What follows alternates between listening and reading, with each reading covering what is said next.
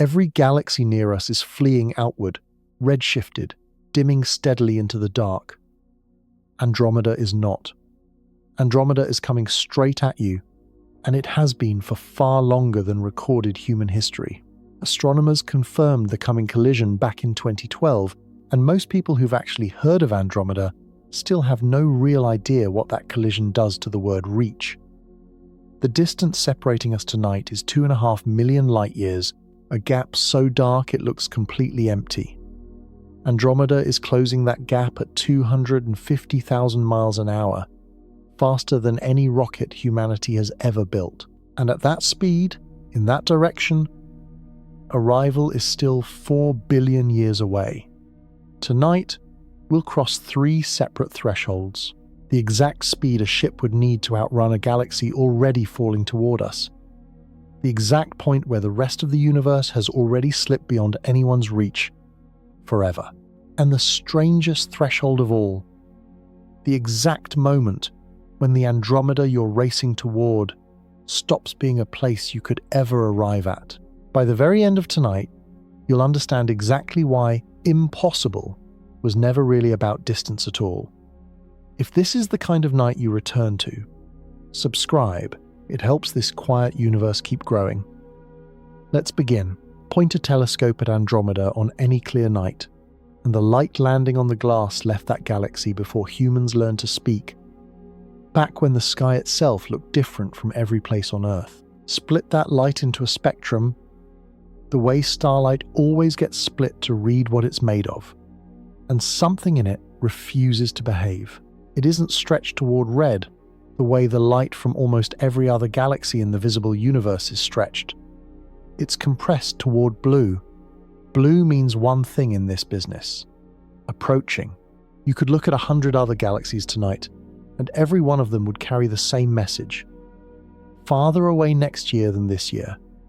Farther the year after that, retreating on a schedule written by the expansion of space itself. Andromeda carries the opposite message. Closer tonight than it was last night. Closer again tomorrow. Which raises 4 questions that don't have comfortable answers yet. Could a ship really outrun a galaxy already falling toward us? What would that same journey cost the people aboard, measured in their own remaining years?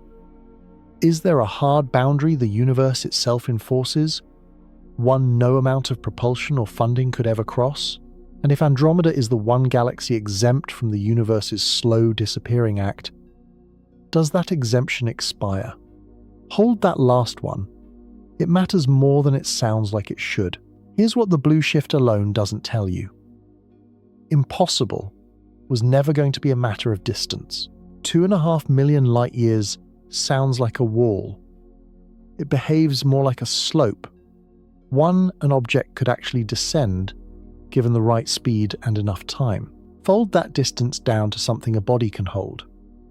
If the gap between Earth and the Sun were the width of a front door, Andromeda would sit roughly 7,000 miles away, clear across an ocean.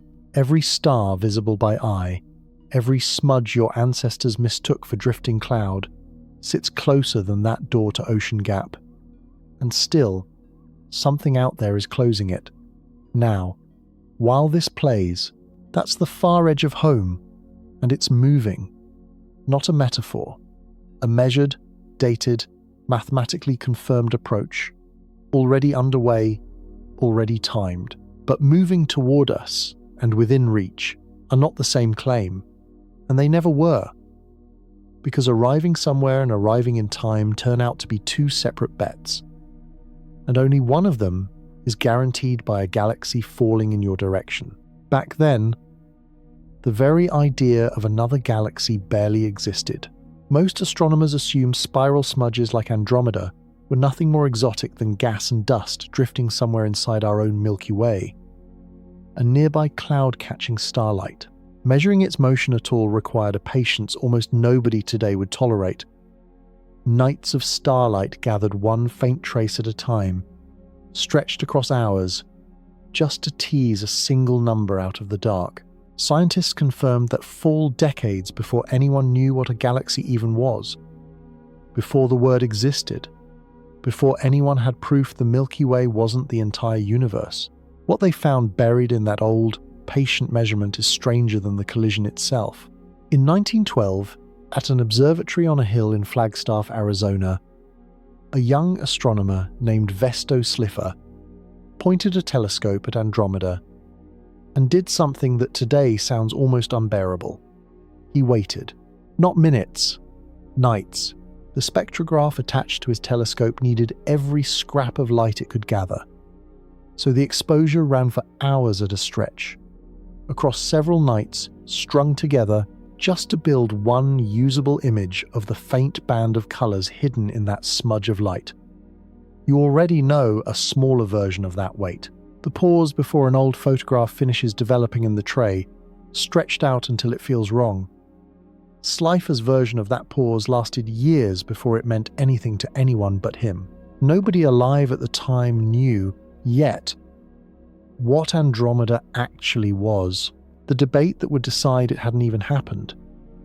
Astronomers were still arguing over whether smudges like it were nearby clouds of gas drifting inside our own Milky Way, or something almost too large to imagine, entire galaxies of their own, sitting at distances nobody had a way to measure. Slipher wasn't trying to settle that argument. He was trying to answer a smaller, quieter question. Was this smudge of light moving? And if so, toward us or away? Now consider what happened when he finally read the plate. The spectral lines weren't just shifted, they were shifted further than anything he'd measured before, further than any velocity yet recorded for an object of its kind, corresponding to a blueshift of roughly 300 kilometers every second. He checked it. He checked it again. The number that kept coming back suggested Andromeda was approaching faster than almost anything else known to move in the sky at the time. Fast enough that his first instinct was to suspect the instrument, not the galaxy. The instrument was fine. The sky, it turned out, was simply far stranger than the assumptions silently built into the question he had first set out to ask. Here's the part almost nobody repeats when they tell this story. Slipher's measurement didn't resolve anything. It didn't tell him what Andromeda was, how far away it sat, or what an approach velocity that large could possibly mean for a body of that size. It sat in his notebook as an answered question wrapped around several larger ones, softly waiting more than a decade for other astronomers, better instruments, and a man named Hubble to catch up to it. But a number like that changes what impossible gets to mean once it's finally confirmed. Speed was never the missing ingredient. Somebody had already found it, sitting in a drawer since before either of your grandparents were born, decades before a single rocket had left the ground. The missing ingredient was something else entirely. Whether anything humanity could ever build would be fast enough to matter, measured against a number that large. Not fast enough to impress, fast enough to actually close a gap measured in millions of light years within a length of time a living person could survive. Here's the part that actually works, and almost nobody expects it to. Build a ship that could accelerate at a steady, ordinary one gravity.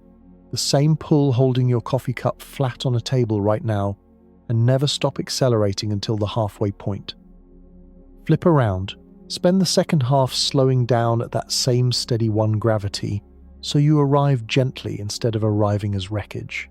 Do the math on a ship like that, built from physics we already understand and materials we don't yet have, and something strange falls out of the equations. The crew aboard it could cross the entire distance to Andromeda in something close to 30 years, measured by their own bodies, their own calendars, their own aging faces in the mirror.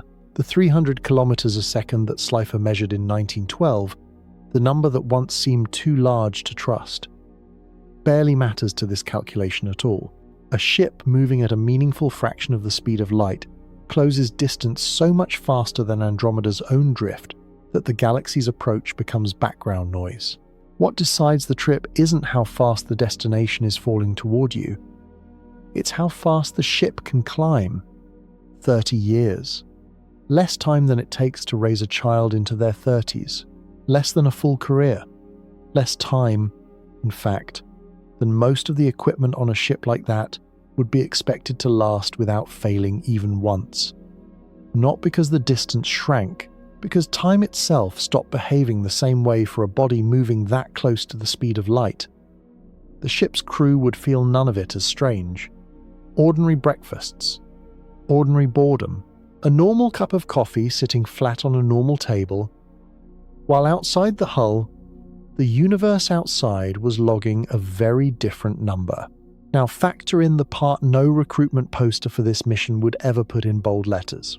While 30 years passed for the crew, something closer to 2.5 million years would pass everywhere else. Everyone who waved goodbye, every city, every language, every name carved into anything, gone, and then gone again, and then forgotten so completely there would be no one left to remember there was ever anything to forget. A message sent back at the moment of arrival would take another 2.5 million years just to arrive. Nobody would be listening by the time it got there. Nobody would be left to answer, not because they chose silence, because 2.5 million years is longer than most species survive at all.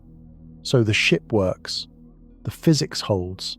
Reaching Andromeda inside a single human lifetime is not a fantasy.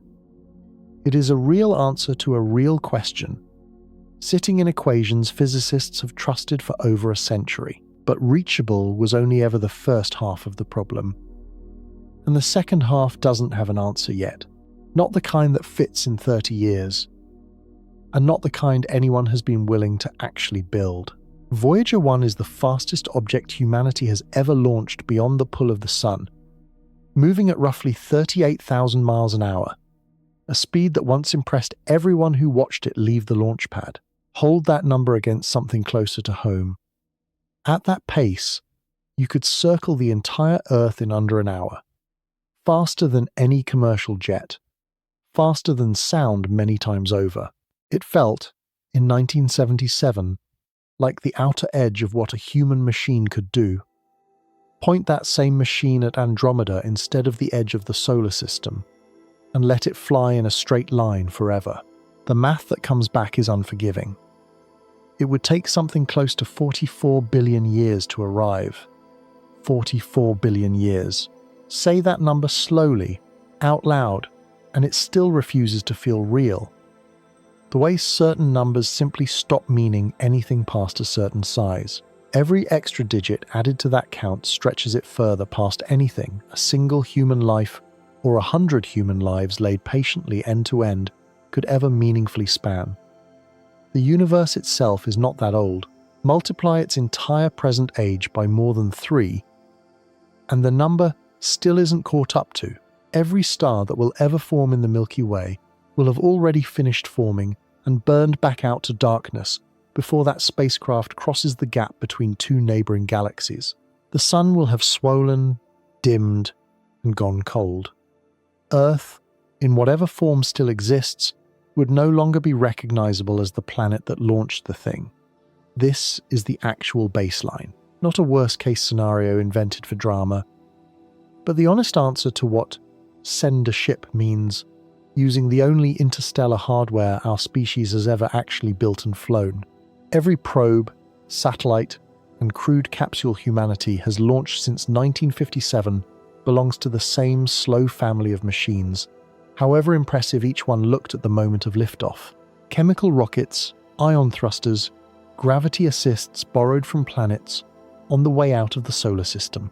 All of it, together, tops out at speeds that make Andromeda's own approach look urgent by comparison. Andromeda is closing the gap between us at 250,000 miles an hour. Our fastest machine is moving at roughly 1/7 of that. In the wrong direction to matter. And even the right direction wouldn't have saved it, which is exactly why the relativistic figure from a few minutes ago sounds like a trick. 30 years, not 44 billion, the gap between those two numbers isn't a rounding error or a difference of opinion between physicists. It's the entire distance between a ship that merely leaves the solar system and a ship that approaches the speed of light itself. And that distance turns out to be the most expensive thing humanity has never built. If you lined up every rocket ever launched, end to end, and let each one run at full thrust forever, none of them would close that gap either. The limitation was never a matter of trying harder. It was a difference in category, the kind that no amount of incremental improvement on the engines we already have would ever cross, no matter how many decades of refinement got poured into the same basic design. Scientists have run the numbers on what it actually costs, in raw energy, to push mass close to the speed of light. And the results tend to end conversations rather than start them. Accelerate something as small as a single ton, roughly the mass of a compact car, to 99% of light speed, and the energy required is larger than everything human civilization currently uses in several months combined. Every power plant, every reactor, every barrel of oil burned on every continent, added together, still falls short. Picture it a different way. Take every watt of electricity running through every home, hospital, and city grid on Earth tonight, and let it run uninterrupted, with nothing wasted, for the better part of a year. That entire harvest of human effort still wouldn't be enough to get a single ton moving that fast. Not because engineers have been careless with the numbers, because mass and energy trade against each other in a way that gets brutally unforgiving as an object's speed climbs toward the one true speed limit built into this universe. The closer anything gets to the speed of light, the more energy every additional mile per hour demands, until the curve goes essentially vertical. There is no clever engineering trick that flattens that curve. It is not a limitation of current technology. It is the shape of physics itself. Now scale that single ton up to something that could actually carry a crew, add life support, decades of food and water and air recycling, radiation shielding thick enough to matter, the fuel needed for the return leg of deceleration on the far end. The mass climbs into the thousands of tons. The energy bill climbs with it, no longer measured in months of global output, but in centuries. A civilization could, in principle, build toward that kind of budget the way older civilizations built toward cathedrals, across generations, at a cost that would dominate everything else being built at the same time. Nobody currently alive is doing that. No nation and no company has committed anything close to it, and there's no reason to expect that to change within your lifetime or several lifetimes stacked after it. So the relativistic ship from a few minutes ago is real, in the sense that the physics permits it. It is not real in the sense that matters to anyone deciding what to fund this decade. Reachable, once again, turns out to mean something narrower than it sounds. Not impossible in principle, impossible in practice, for now, by a margin measured in the collected wealth of nations. None of that makes the ship a myth or a fantasy. It makes it something closer to a bridge whose blueprint is finished long before anyone has poured the first foundation. You already have the equations. What's missing is everything else. The metals, the decades, the political will to spend a civilization's surplus chasing a departure nobody watching tonight would live to see off. Here's the part of relativistic travel that doesn't get solved by better funding or more patience. The emptiness between galaxies isn't actually empty. Look up on any clear night and the space between stars reads as pure black. Nothing. A void your eye slides across without resistance. It isn't. Scattered across that gap, at concentrations so low they'd be meaningless at ordinary speeds, drift flecks of interstellar dust and stray atoms, debris from dead stars and unfinished ones. At the speed a ship would need to make the 30-year crossing work, that debris stops being scenery. A fleck of dust smaller than the period at the end of this sentence, moving relative to a hull at 99% of light speed, carries roughly the destructive energy of a small conventional bomb, not a metaphor. A number of physicists have actually run, more than once, hoping it would come out smaller the second time. It doesn't. Scale that up to an actual dust grain, heavier than that fleck by a factor most people wouldn't notice with the naked eye. And the number climbs into the range of a battlefield weapon. Every one of them. arriving at a rate no radar built could reliably track. Because at that closing speed, there is no meaningful warning distance left to detect anything with. A warning system built to spot danger a full second in advance would already be too slow. By the time light-carrying news of the impact reached any sensor on board, the impact would already be finished. There is no dodging it either. At those speeds, the ship simply doesn't have the reaction time left to steer around anything at all. Engineers who take this problem seriously don't talk about avoiding the debris. They talk about shielding thick enough to absorb thousands of these impacts across the length of the voyage. Shielding heavy enough that it changes the entire mass budget of the ship, which changes the entire energy budget, which was already the least forgiving number in this whole proposal. There is no elegant fix waiting in a future breakthrough that solves this cleanly. Thicker shielding helps, and also costs more energy to accelerate. Slower speeds help, and also stretch 30 years back out toward numbers no crew could survive. Every adjustment made to solve one part of this problem invariably makes another part of it worse. Imagine standing behind glass rated to stop a bullet, then being told the next object headed toward you carries the punch of an artillery shell. And the one after that, something larger still, arriving every few seconds for 30 straight years without a single day off. That is the environment a relativistic hull has to survive, not once, but continuously, without a single lapse in coverage anywhere along the entire way, for the full length of the crossing. The ship that seemed to work a few minutes ago still works, on paper, in a vacuum, in an equation.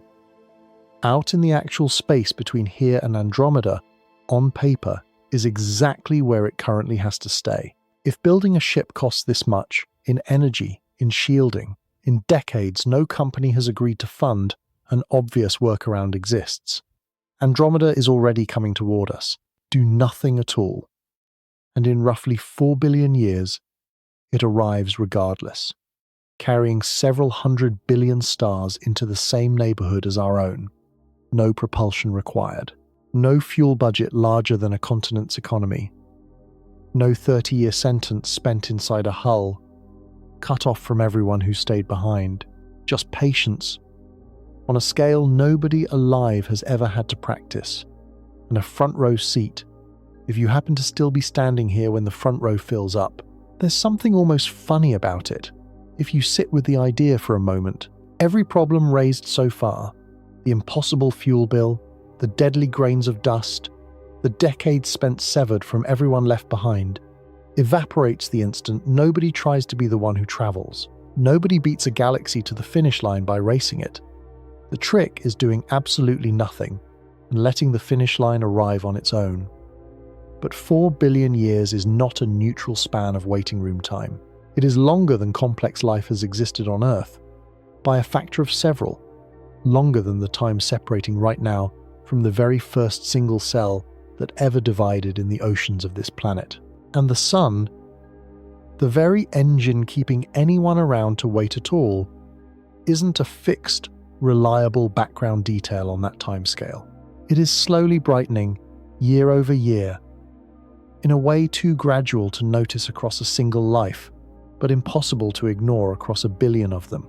Long before Andromeda's stars arrive close enough to see without a telescope, Earth's oceans are expected to have boiled away, the surface scorched past anything resembling the planet described in these words. Every plan built on outlasting the trip runs headfirst into that fact. It doesn't matter how patient a species is willing to be if the ground underneath that patience stops existing first, taken apart by the same star that once made it habitable. So just wait steadily turns into its own kind of problem, one that has nothing to do with galaxies at all.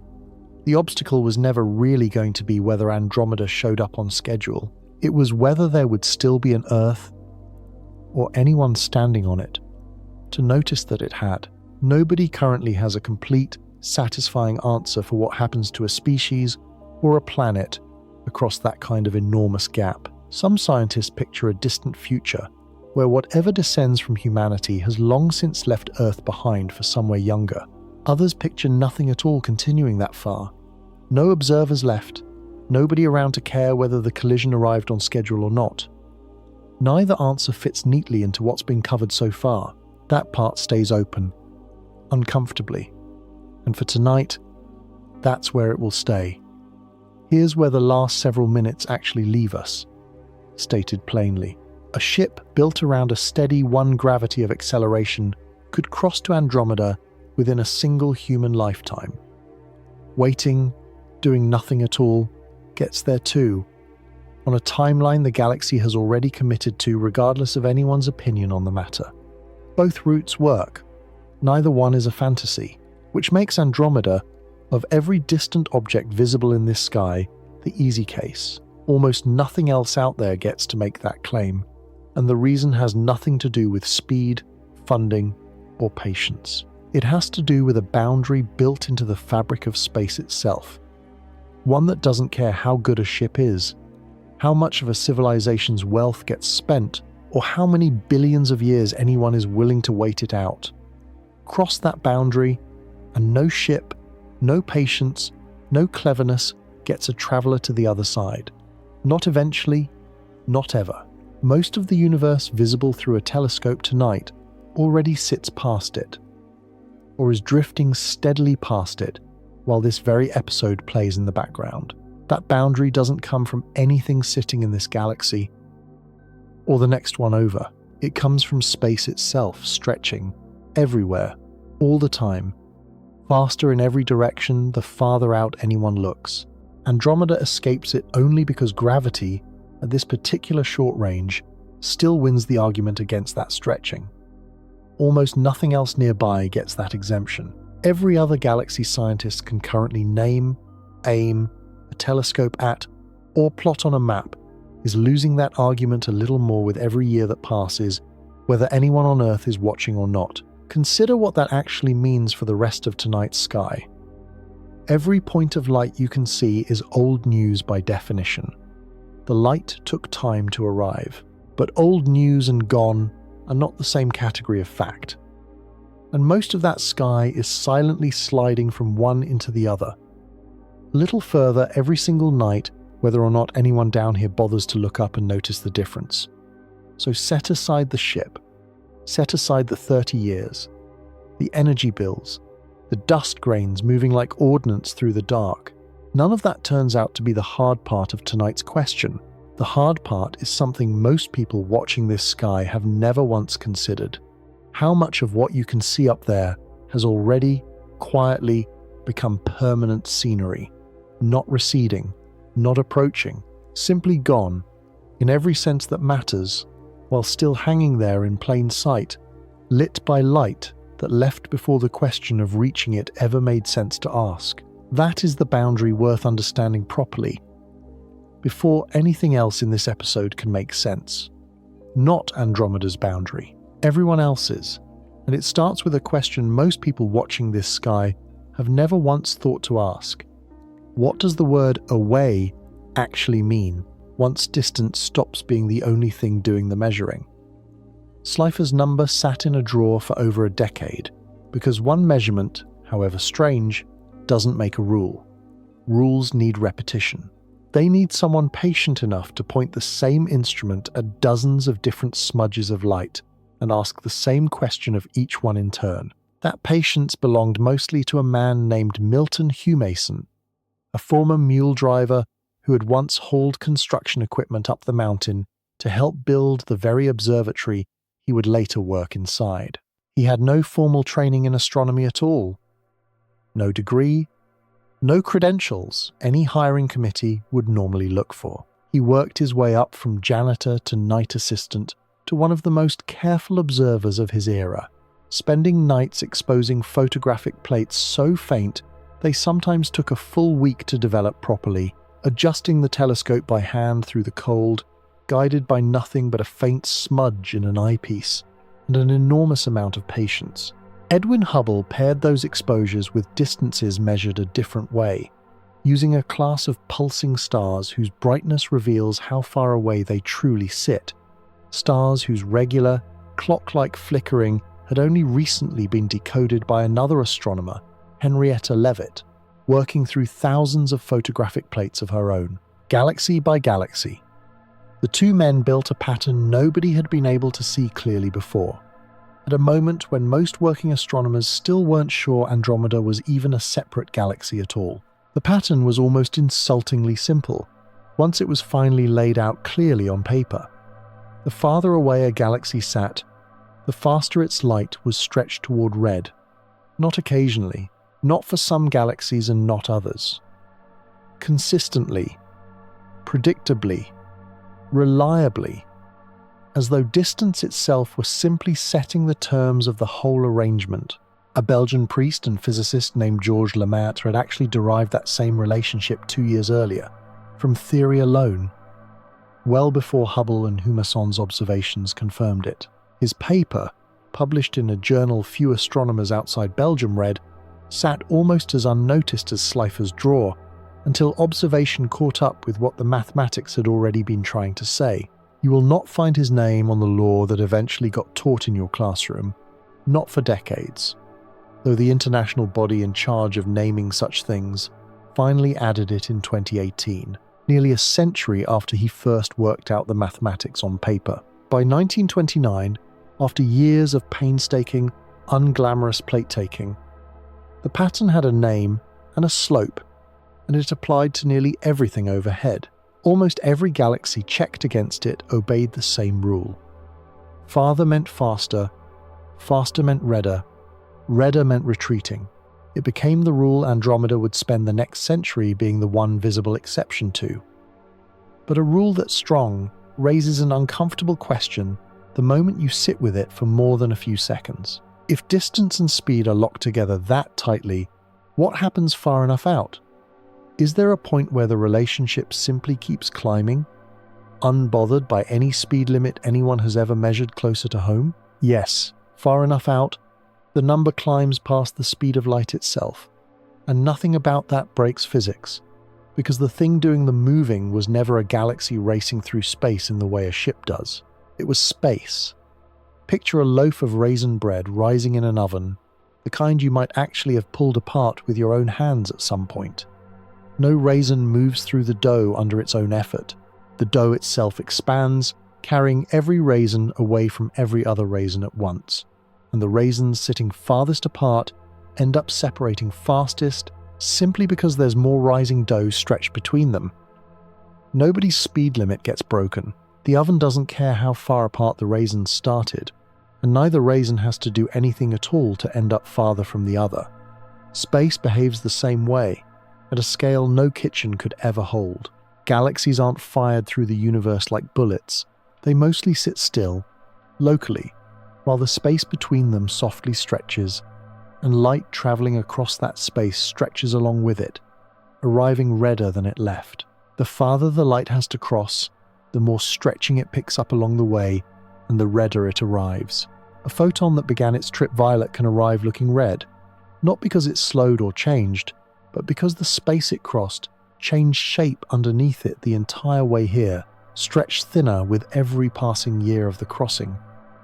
Like a note played on a string that keeps slowly lengthening mid-note, which means the speed Hubble and Humason measured was never really a velocity in the ordinary sense, the way a car has a velocity, or a thrown ball does. It was a rate of stretching, read backward from the light, and a rate of stretching, unlike an object's velocity, has no law forcing it to stay under any particular ceiling. Add up enough stretched space between here and somewhere far enough away, and the total rate at which that distance grows can climb past the speed of light without a single photon, a single atom, a single raisin ever technically breaking the speed limit built into this universe. Einstein's speed limit still holds everywhere it was ever meant to apply. Nothing can outrun light while moving through space. Nobody ever claimed space itself was bound by that rule, while it does the moving instead. That loophole, small enough to fit in a single footnote of a physics paper, turns out to be the exact crack the rest of tonight's problem climbs through. That single fact, once it's actually understood instead of just heard in passing, changes what impossible means for almost everything visible in tonight's sky. Not because anything out there is cheating, Because the ruler doing the measuring turned out to be stretching the whole time, quietly, underneath every number anyone has ever tried to pin on it, long before anyone thought to ask whether the ruler itself could be trusted. Here's the part that changes everything about the raisin bread. Two rival teams of astronomers, one led by Saul Perlmutter, the other including Brian Schmidt and a young researcher named Adam Rees, spent the 1,990 seconds working independently, competing for the same answer to the same question. How much was the expansion of the universe slowing down? Gravity, after all, pulls everything toward everything else. Every galaxy tugging on every other galaxy should have been dragging the whole expansion into a gradual, gentle deceleration, the same way a ball thrown upwards slows as gravity pulls it back. Both teams used a specific kind of exploding star, a supernova bright and consistent enough to act as a reliable measuring stick across billions of light years, the kind of light so predictable in its peak brightness that astronomers can use it the way you might use a light bulb of known wattage to judge distance by how dim it appears from across a field. Both teams expected to measure the rate of that slowdown and publish the number. Neither team expected what the data actually showed.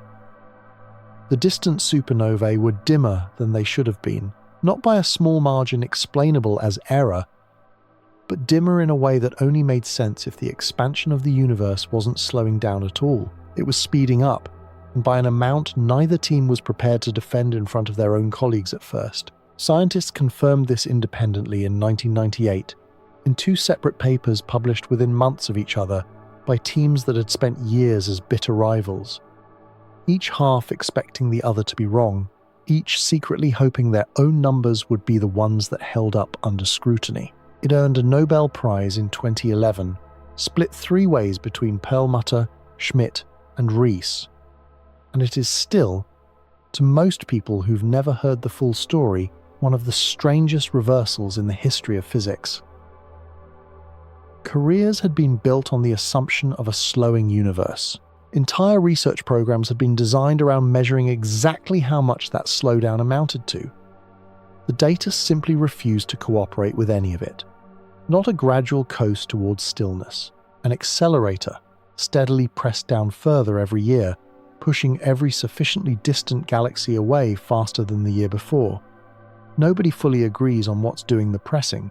The placeholder name given to whatever it is, dark energy, describes an effect far better than it explains a cause, and entire careers have been spent trying to close that gap without much success so far, but the effect itself isn't in dispute anywhere serious. And an accelerator, left running long enough, doesn't just stretch the raisin bread, it stretches it faster and faster, forever, for as long as it keeps running. Sit with what that means for the raisins sitting farthest from you in that loaf. Their outward push isn't leveling off, it's compounding, a little more every year than the year before, the way interest compounds silently in an account nobody checks. Given enough time, compounding interest turns a small number enormous. Given enough time, this accelerator does the same thing to distance itself, which is exactly the detail that turns an ordinary expanding universe into one with a hard, permanent wall built into it. Here's the number that tends to end the conversation for good. Once someone finally sits down and works the whole thing out properly. If a beam of light left Earth tonight, aimed at a galaxy sitting far enough away, and that galaxy's recession has already climbed past the speed of light because of the accelerating stretch of space between here and there, that beam would never arrive. Not in a billion years. Not ever. No matter how much time gets added to the clock, run that calculation against the galaxies visible to today's best telescopes, and the number that comes back is almost obscene. Something on the order of 97% of the galaxies humanity can currently observe already sit beyond that line, sending a signal at the fastest possible speed allowed anywhere in this universe. Starting this instant would still only ever have a chance of reaching a sliver of what's actually out there, roughly 3 galaxies out of every 100 visible tonight. That estimate isn't a rough guess. pulled from a single scientist's back-of-envelope arithmetic. It comes from tracking the known rate of cosmic acceleration outward against the distances measured for hundreds of thousands of catalogued galaxies, then asking, for each one, whether its current recession speed has already crossed the threshold no signal could ever outrun. Run that same accounting forward instead of just checking it today, and the fraction still reachable only shrinks further with each passing billion years, as more and more galaxies silently cross that same line, one after another. Hold that number for a second. Not 3% of some abstract, unseen universe out past the edge of anything you'll ever look at. 3% of the part already sitting in plain view tonight. Already photographed. Already catalogued with names and coordinates. Light and all. The rest isn't hidden. It isn't too far to detect. It's sitting right there in the data. Fully visible, fully documented, and already gone in every sense that matters for the future. Imagine two people standing at opposite ends of a long room, close enough to see each other's faces clearly, close enough to wave. Now, imagine the floor between them stretching, slowly at first, then faster, until no amount of walking, running, or sprinting could ever close the gap again, because the floor itself is adding distance faster than either person could ever remove it. Neither one did anything wrong, neither one moved away. The room simply grew. That's not a metaphor built for effect. That is, mechanically, what most of the visible universe now is, to anyone standing on Earth. Nobody chose this. No law of physics was broken to make it true. It simply became true, quietly, sometime after the light currently arriving here first left its source, and it will keep becoming truer for more and more galaxies, for as long as the acceleration Perlmutter, Schmidt, and Ries measured keeps running. Whether or not you ever think about it again after tonight, here's what most people completely misunderstand about looking up at all. A star or a galaxy visible tonight is not a live broadcast. It's a letter, sent however many years ago it takes light to cross that distance, arriving now, describing a place as it existed at the moment of sending, not as it exists at the moment of reading. That alone tends to unsettle most people the first time they really sit with it. But the deeper version is stranger still. Some of those letters were already describing a return address that no longer connects to anywhere at the moment they were written. A galaxy whose recession velocity has already crossed the light speed line due to the accelerating stretch of space between here and there can still send light toward Earth for a long while afterward. That light keeps arriving, faithfully, for millions of years, describing a relationship that, in the most literal physical sense, has already ended. You could be looking, tonight, at a galaxy that is fully visible, fully documented, sitting in a photograph on a screen, and that galaxy could already be a place nothing from here could ever reach again, and nothing from there could ever reach here again. Even though its light keeps arriving on schedule like nothing has changed, the connection's severed already. The evidence of the connection is still in transit, and will be for ages yet. One of the most distant galaxies ever photographed sits so far away that its light has been traveling toward Earth for more than 13 billion years, since not long after the universe itself began. But the light travel time and the galaxy's actual current distance are two different numbers entirely, because space kept stretching the whole time that light was crossing it. By the time that photograph was taken, the galaxy that sent it had already drifted to a present-day distance of something over 30 billion light-years away, carried outward by the same stretching this whole segment has been describing. The picture shows a place as it was. It says nothing at all about whether that place is still, in any meaningful sense, somewhere you could ever get a message to. There's no way, from the light alone, to tell which galaxies in tonight's sky still have an open line back to Earth, and which ones are already just an echo of a door that's since closed. The photograph doesn't come labelled. It arrives exactly the same either way, patient and indifferent, carrying news that may or may not still be true by the time it gets read. Astronomers can work out the answer with enough calculation, galaxy by galaxy, cross-referencing redshift against the known rate of acceleration. But nothing about looking up gives it away for free. The night sky keeps its two categories of light, the reachable and the already gone, mixed together without comment, scattered across the same dark backdrop, indistinguishable to any eye, simply admiring the view. Which brings the question back to where it started, sharper than before. If nearly everything is drifting past a line it can never uncross, why isn't Andromeda? Why does the one galaxy you can actually see approaching with your own eyes get to sit outside a rule that governs practically everything else photographed tonight? The answer sits in the difference between two forces settling an argument at very different scales. Cosmic expansion is a property of space itself, uniform, patient, and it wins by a landslide across the enormous, mostly empty gaps separating galaxy clusters from other galaxy clusters. But gravity doesn't disappear just because expansion exists. It simply loses the argument once distances get large enough that expansion's gentle, compounding pull adds up to more than gravity's grip can counter. Across the comparatively short gap between the Milky Way and Andromeda, gravity is still winning, and winning easily. The Milky Way, Andromeda, the smaller galaxy, Triangulum, and roughly 80 fainter dwarf galaxies scattered around them all sit close enough together, bound tightly enough by their mutual pull that the expansion working on everything farther out barely registers here at all.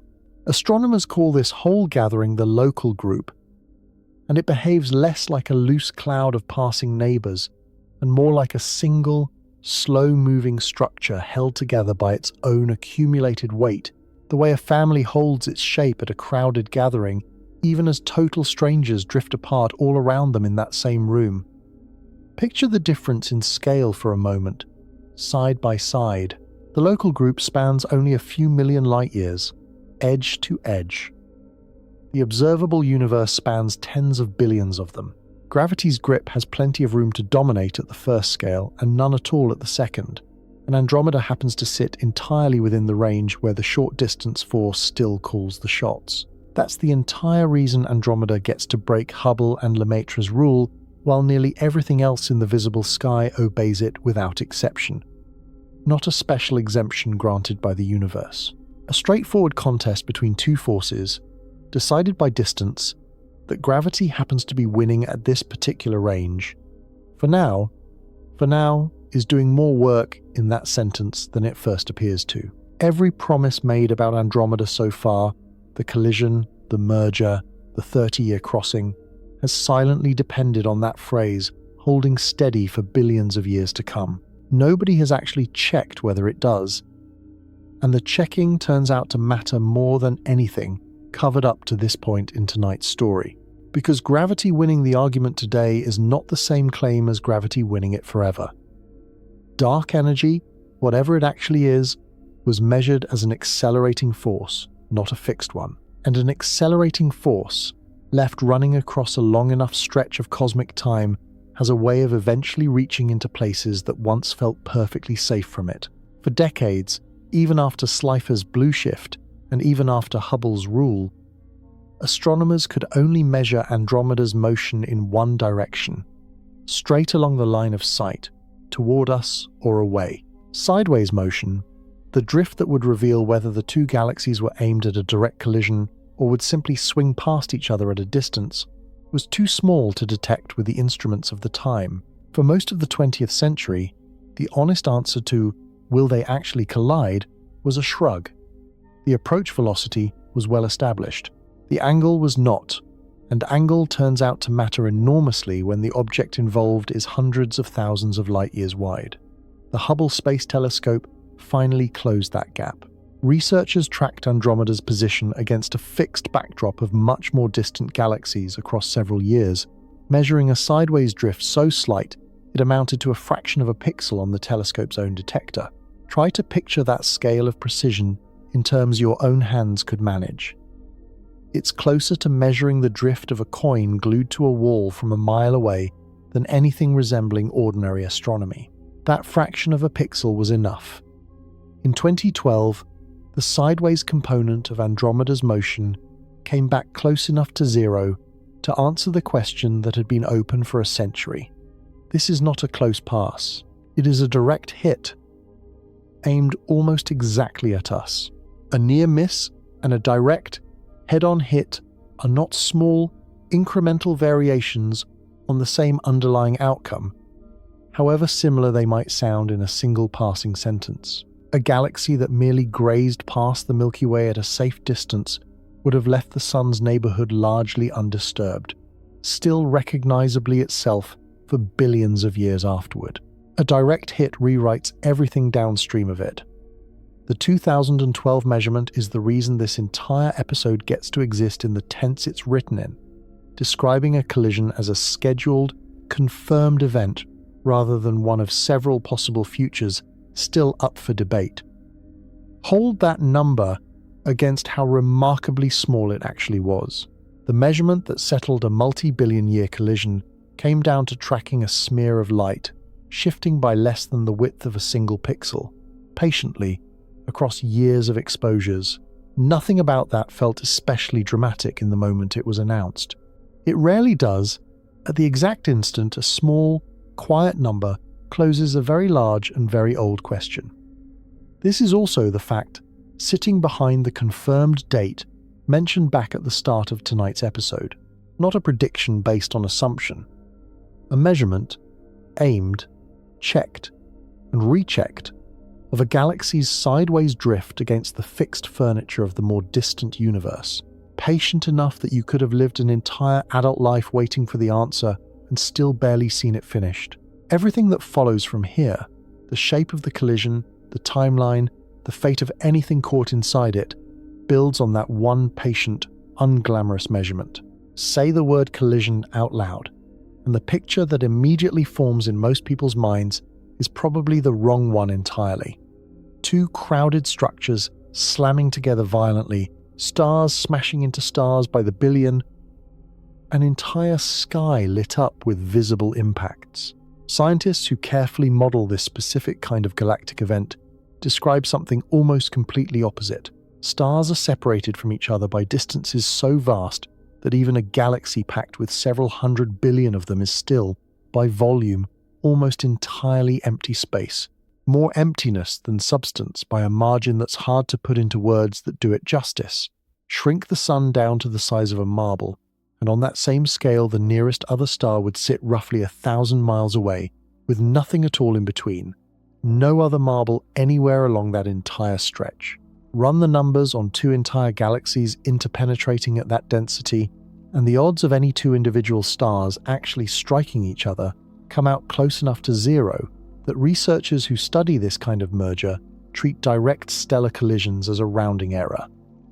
Not a real, physically meaningful feature of the event, worth building an entire model around.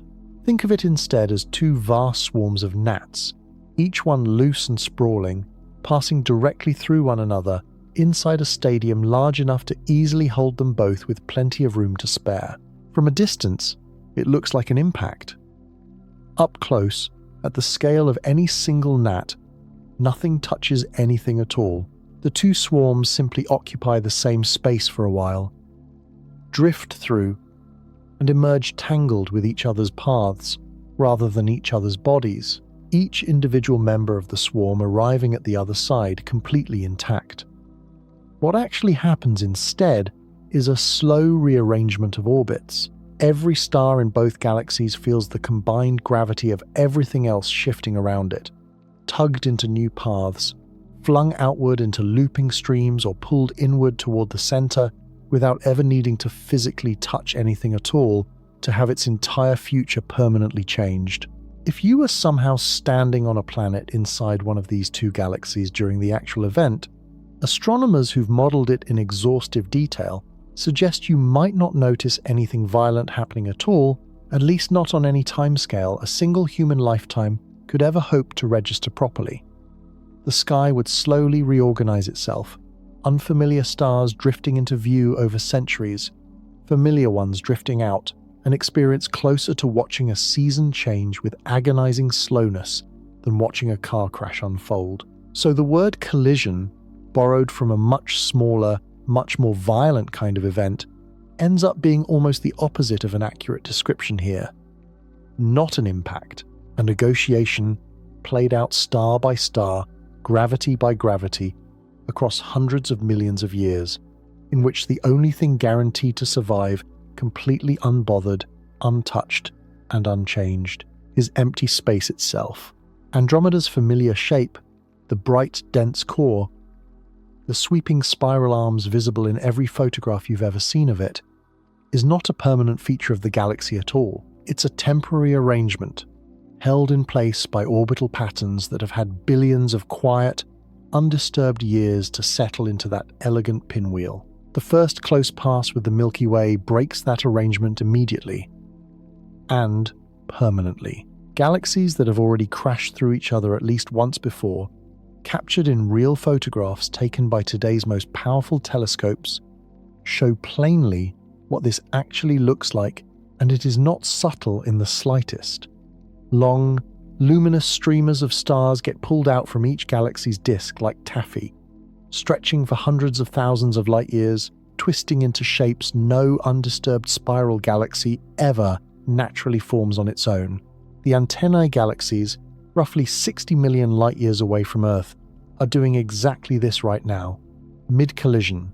Their two disks already unrecognizable as the tidy spirals they once were, their outstretched tidal tails the reason they earned that insect-like name in the first place.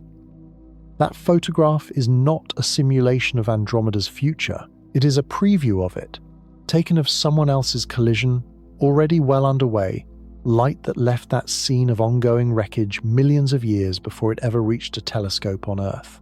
The first pass doesn't finish the job either.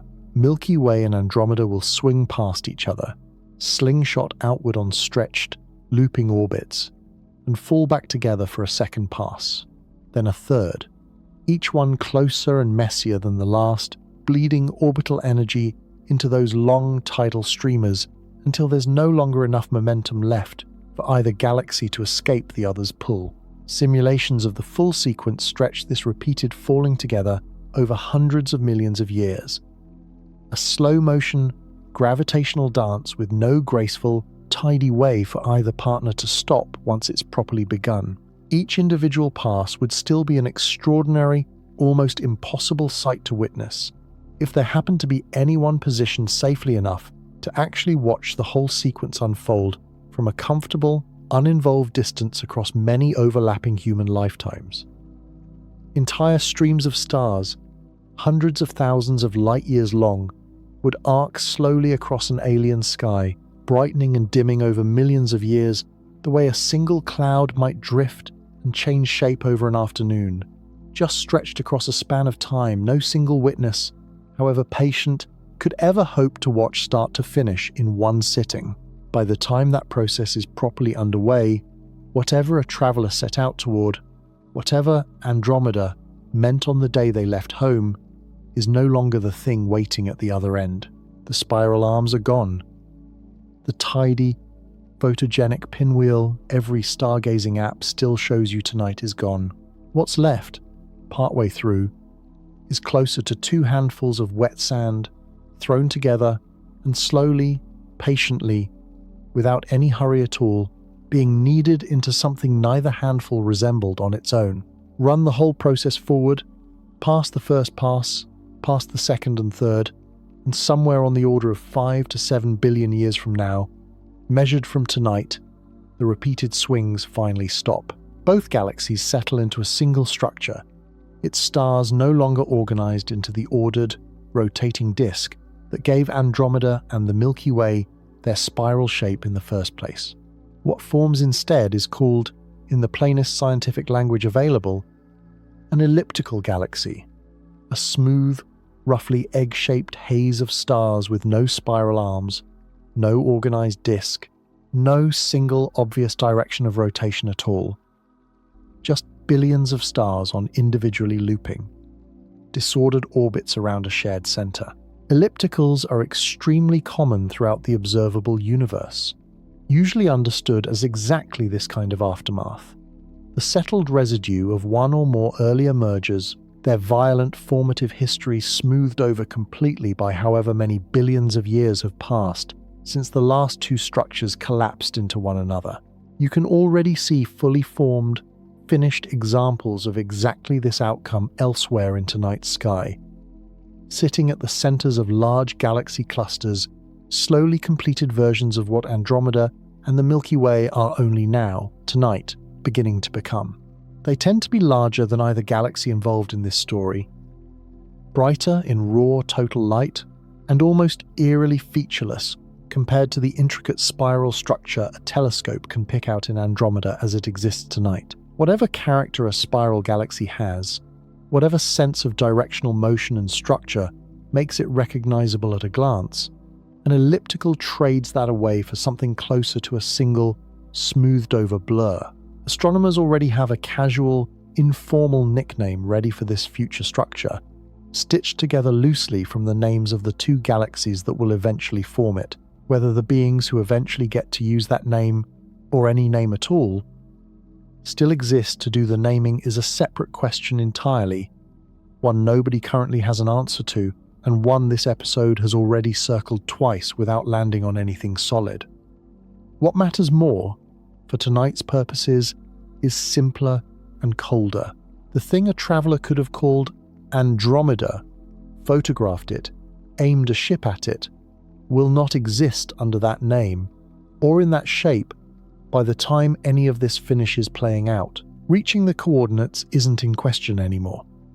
What happens to the word reach itself, once the coordinates outlive the thing they were named for, is a question tonight still owes you an answer to.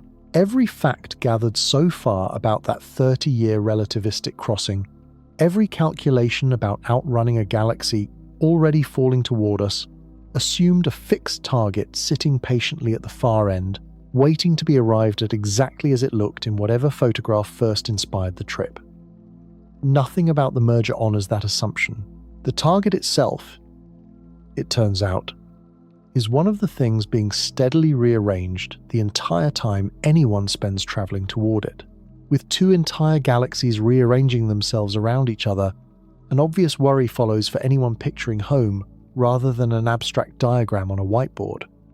What happens to the Sunday to Earth, or whatever remains of it by then? To the actual patch of sky overhead you'd be standing under tonight, if any of this were somehow happening on a timescale a single body could feel?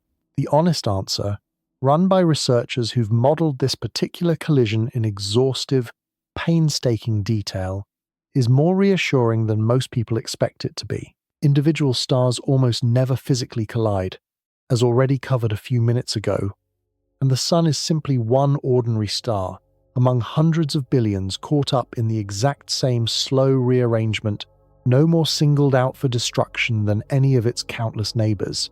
The models give the solar system decent odds of being flung onto a new orbit, farther from the galactic centre than its current one, or pulled temporarily into one of the long tidal streamers before eventually settling into the merged structure's outskirts, a quieter suburb of a much larger city than the one it grew up in. A much smaller fraction of simulated outcomes have the Sun ejected from the merger entirely, drifting alone into intergalactic space. Still burning, still whole, just no longer part of any galaxy at all. A single lit window in a house with no street left around it. None of the genuinely more common outcomes involve destruction of any kind. They involve relocation, plain and simple. A new position in the sky, a different set of neighbouring stars. A night sky that would look nothing like the one visible tonight, assuming anyone, or anything, is still around on Earth's surface to look up and compare the two. Picture it from wherever you happen to be sitting right now. The constellations overhead tonight, the same handful of patterns humans have named and renamed for as long as anyone's kept written records, would be entirely unrecognizable by then, regardless of anything happening to Andromeda at all. New stars drifting past, old ones drifting out of view, the whole familiar arrangement silently reshuffled by a process that has very little to do with any single collision and everything to do with how much time is being allowed to pass. Whether that anyone is still human, still biological, or still present in any recognizable form at all by the time any of this plays out is a separate question. This episode has already started circling more than once and hasn't yet been able to fully answer.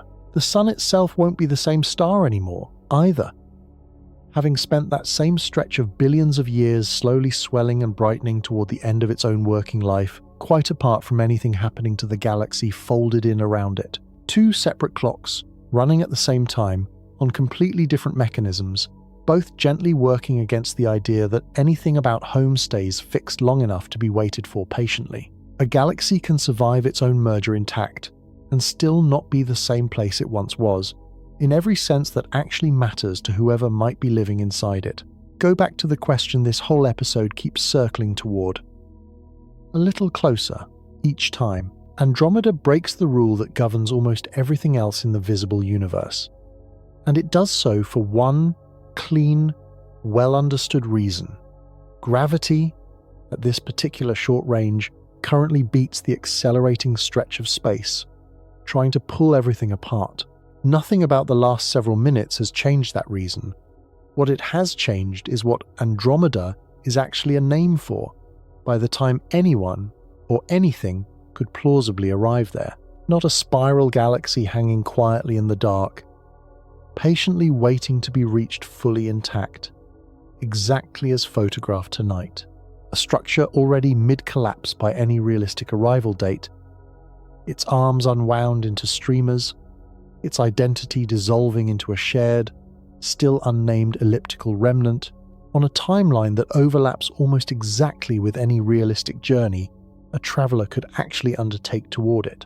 Which means the earlier exemption, the one that let Andromeda escape the fate of nearly every other galaxy in tonight's sky, was never a permanent exception to the rule this whole episode has been building toward. It was a temporary head start, and nothing more generous than that. Every other galaxy loses its reachability to a cosmic horizon, expanding faster than light itself, a clean, mathematical severance with a name and a known cause. Andromeda loses its identity to something slower, messier, and in its own particular way, just as final.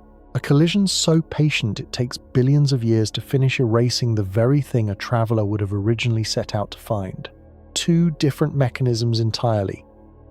Two different timelines, running on completely different clocks. The same ending, somehow, arrived at from opposite directions. For reasons that have nothing structurally to do with each other, and everything to do with what the word "a place" actually means. Once enough time is allowed to pass all the way through it, every other answer this episode has offered so far, the speed required, the energy spent, the crew's own aging bodies measured against the ones left behind, assumed reaching Andromeda was a problem of distance and effort. It was never only that, it was also, secretly, a race against the target's own expiration date, running the entire time underneath every other number in this story, whether or not you noticed it happening while your attention was on the ship instead. That's the part worth sitting with, before moving any further. Somewhere in the mind of anyone who's spent tonight picturing a ship, a launch, a crew stepping aboard, there's probably still a version of Andromeda held fixed in place, patient, waiting, essentially unchanged from the photograph that started this whole line of thinking. That version was never accurate. Not even a little. The real one has always been a moving, dissolving, temporary arrangement of matter, borrowing its recognizable shape for a comparatively brief stretch of cosmic time and giving it back the moment anything gets close enough to actually test the claim.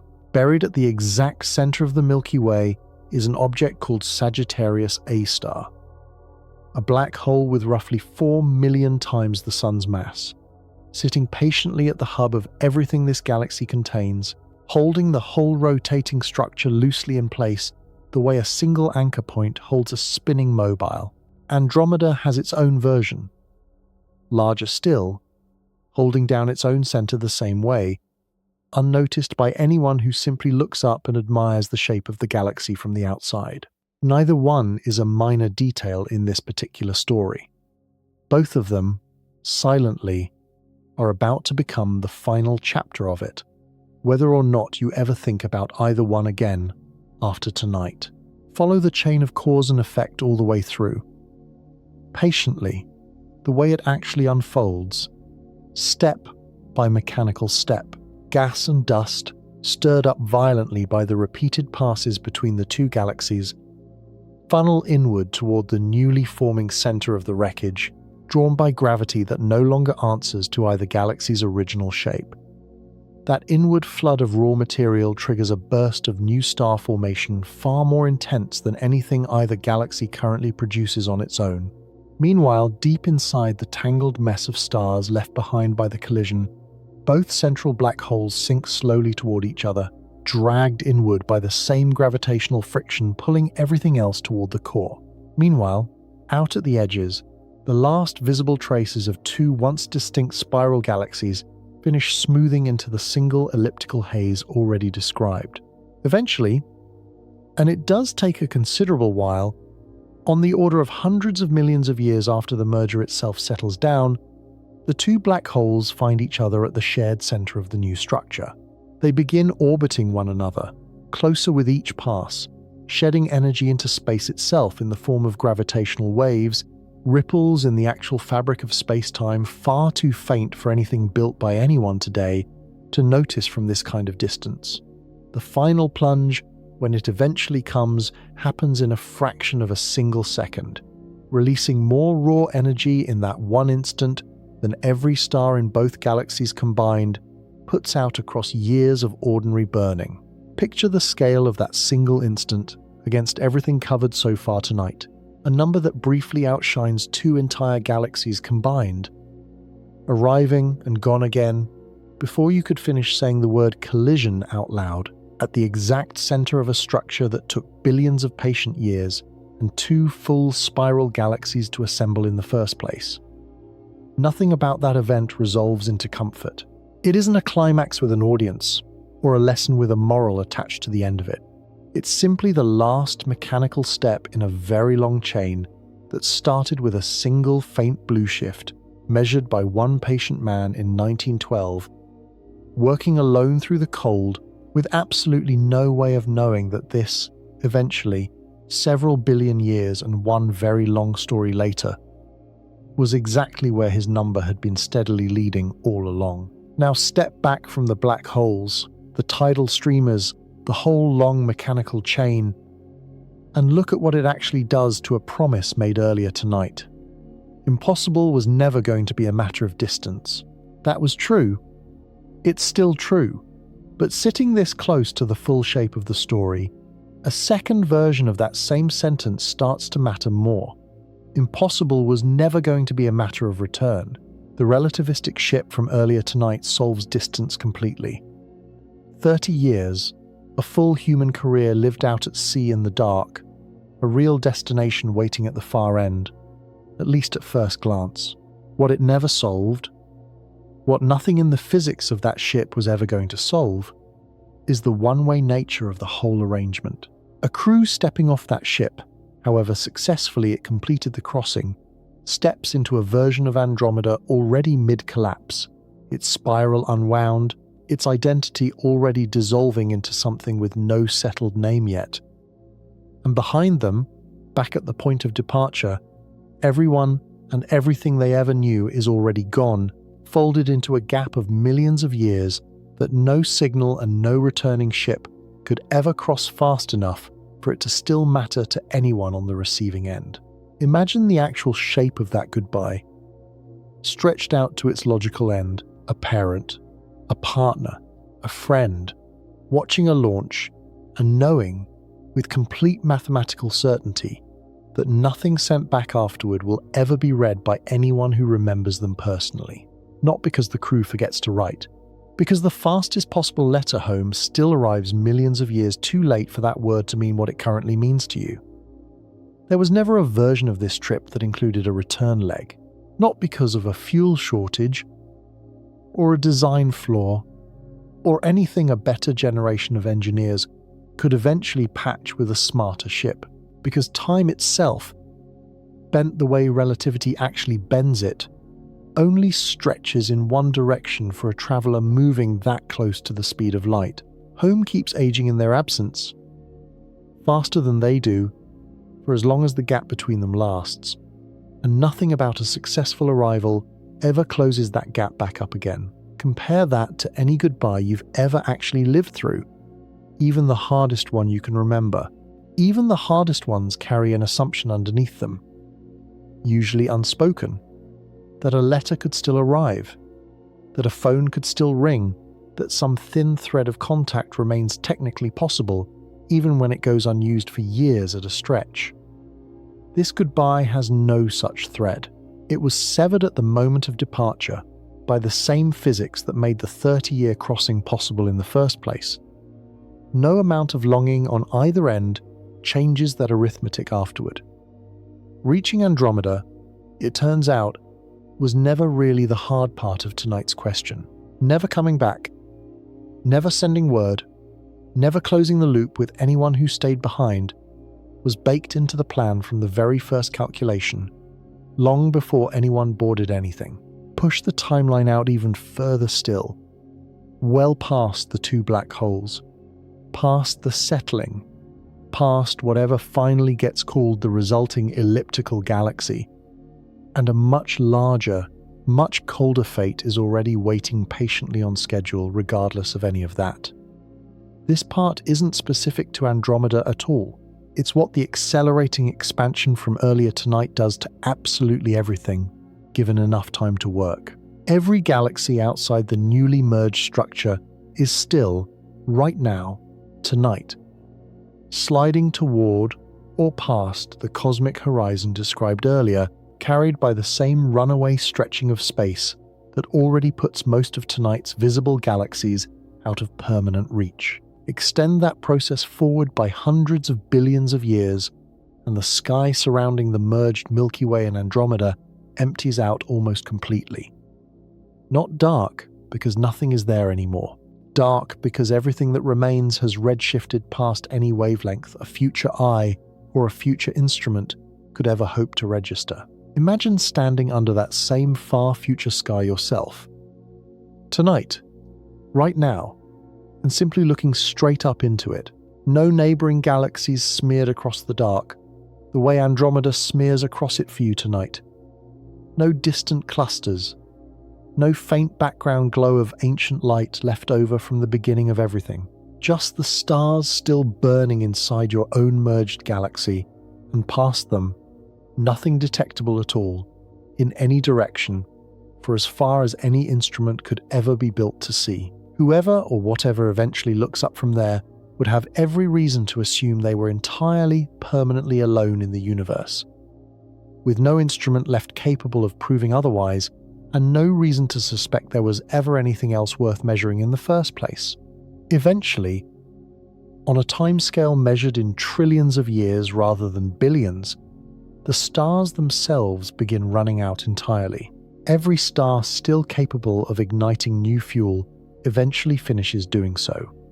The smallest, most miserly stars, the faint red dwarfs that sip their fuel far more slowly than anything currently visible to the naked eye, are expected to keep faintly glowing for numbers so large they stop feeling like real, countable quantities of time at all. Star formation itself slows and eventually stops, as the raw gas and dust needed to build new stars gets locked away inside the stars and remnants already formed, with nothing left over to recycle into the next generation. After the last one finally goes dark, what remains is a quiet graveyard of dead stars, dim embers, and black holes, drifting through a merged galaxy that, by then, is the only structure left inside its own entire visible sky. Cosmologists have a name for this ending: heat death, or sometimes the more clinical term, the Big Freeze, the mainstream, best supported prediction for how a universe with a steady, unchanging dark energy simply runs down, forever, without any single dramatic final event arriving to mark the occasion. No collision, no collapse, just an ever-thinning silence, stretching on silently, patiently, longer than anyone watching tonight could ever hope to meaningfully imagine in real terms. That entire picture, the slow freeze, the empty sky, the merged galaxy sitting alone for trillions of years, rests on one specific assumption: that dark energy's strength stays perfectly constant, the same steady push forever, never gaining and never weakening no matter how much time passes. Every observation collected so far, including the most precise measurements available to you or anyone else alive today, is consistent with that assumption holding. It is not, however, proven beyond all possible doubt, and a smaller, more unsettling family of models takes the opposite bet entirely. These models allow dark energy to strengthen over time, its outward push compounding rather than holding perfectly steady, an accelerator that doesn't just stay pressed down but keeps pressing harder and harder forever, without any built-in limit to level it back off. Run that assumption forward, patiently, to its logical conclusion, and the outcome stops resembling a slow, gentle freeze entirely. It becomes something cosmologists have given a much blunter name: the Big Rip. Not gradual, not survivable. In the more extreme versions of these models, the expansion eventually grows strong enough to overpower every single force holding any structure together, one scale at a time, working its way inward from the largest to the smallest. Galaxy clusters unbind first, the loosest, most loosely held structures losing the argument against the accelerating stretch earliest. Then individual galaxies follow, the local group's gravity finally overwhelmed by a push it was never designed to withstand indefinitely, Andromeda's protective exemption finally running out for good. Then solar systems come apart, planets torn away from the stars that once held them. In the very final fraction of a second predicted by the most aggressive of these models, even atoms themselves would be pulled apart, the force holding subatomic particles together no longer remotely strong enough to resist the tide. Current measurements of dark energy's behavior favor the calmer, constant version, the Big Freeze. And most working cosmologists would tell you that's where they'd place their own bet, if pressed to choose. The Big Rip remains a live possibility sitting in the data. Not a fringe fantasy invented purely for dramatic effect, but a genuine minority prediction that hasn't yet been fully ruled out by anything measured so far, which means the gravity currently protecting Andromeda, protecting the entire local group from the fate already closing in on almost every other galaxy in tonight's sky, is standing on ground that most evidence says is solid, and a smaller but entirely real body of evidence says might not be quite as permanent as it looks from where you're sitting. Nobody can currently hand you a fully guaranteed answer to which of these two models actually wins out in the end. That uncertainty isn't a gap in tonight's research, or a detail left out for the sake of a tidier story. It's the honest, current edge of what physics itself is able to say with real confidence, and admitting that plainly, out loud, is more useful than pretending otherwise for the sake of a cleaner ending. Future telescopes, more precise than anything currently pointed at the sky, are already being designed specifically to narrow that uncertainty down. One careful measurement at a time, the same way Slipher's single plate once narrowed a much older question. Put every piece of the last half hour next to each other, and a single, quieter shape starts to emerge from underneath all the numbers you've been handed so far tonight. Andromeda escapes the fate written into nearly every other galaxy in tonight's entire sky. The slow slide past a horizon no signal could ever cross again. For exactly one clean, well-documented reason: gravity, at this particular short range, currently wins its argument with the expansion trying to pull space apart everywhere else. That's not a myth, a comforting simplification, or a detail that's been gently overturned by anything covered since it was first introduced. It's a real, measured, well-understood fact about the small, otherwise unremarkable neighborhood Earth happens to sit inside, one of countless neighborhoods scattered across an otherwise indifferent universe. That fact, taken entirely on its own, is genuinely reassuring. The kind of detail that could end a much shorter, much simpler episode on a comfortable note. It's also, on its own, incomplete. in a way that took the rest of tonight's episode, layer by layer, to properly uncover and lay out in full. But every version of the word currently carries a quiet asterisk that's easy to miss the first time through and easy to keep missing if nobody ever bothers to sit with it for more than a few seconds. In the mainstream, best supported model of how dark energy actually behaves, that asterisk resolves in Andromeda's favor, permanently, for the rest of functional time. Gravity keeps winning, the merger completes on schedule, and the resulting galaxy drifts alone through an ever emptier sky, its local grip on itself never seriously threatened again by anything outside its own borders. In the minority model, the one current data hasn't yet fully ruled out.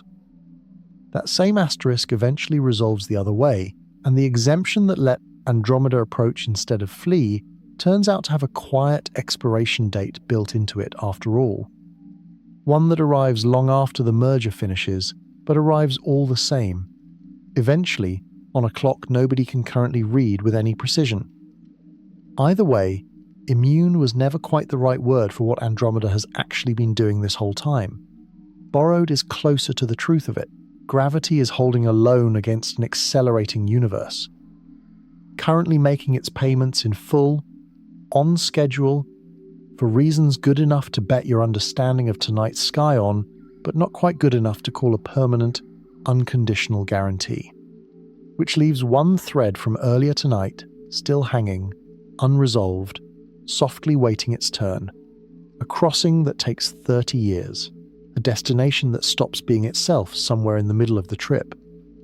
An exemption that might, or might not, outlast the universe it's currently borrowed against. Somewhere underneath all three of those threads sits a single, sharper realization this episode still genuinely owes you. One that hasn't fully surfaced yet, no matter how close the last few segments have circled around its edges. Picture the crew from earlier tonight, several years into that 30-year crossing, going about an entirely ordinary day the same way you went about one of yours earlier this week. Coffee in a cup that behaves the way coffee is supposed to behave, sitting flat and undisturbed on a table under that same steady one gravity of acceleration. A shift change, a meal, a quiet argument over something small and completely forgettable by the next morning.